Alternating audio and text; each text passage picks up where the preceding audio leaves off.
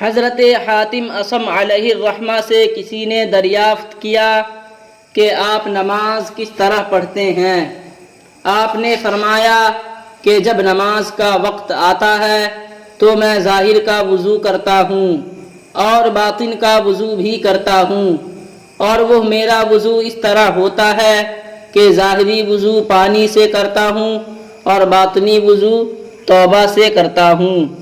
اور پھر مسجد میں داخل ہوتا ہوں اور کعبہ شریف کا مشاہدہ کرتا ہوں، اور مقام ابراہیم کو دونوں ابرو کے درمیان رکھتا ہوں، اور بہشت کو اپنی داہنی طرف اور دوزخ کو بائیں طرف، اور پل صراط کو اپنے قدموں کے نیچے رکھتا ہوں، اور ملک الموت کو پشت کے پیچھے خیال کرتا ہوں،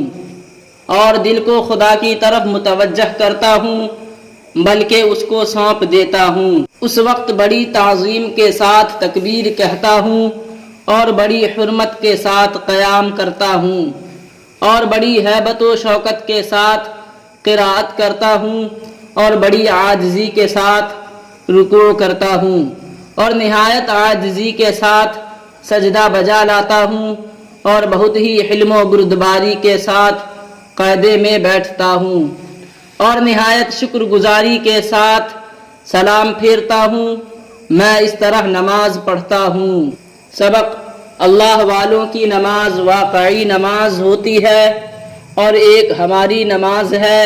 کہ 1000 خامیاں اس میں پائی جاتی ہیں۔ پھر ایک ایسا شخص جس نے ساری عمر نماز پڑھی ہی نہ ہو، وہ ان اللہ والوں پر معترض ہو تو وہ کس قدر ناعاقبت اندیش ہے۔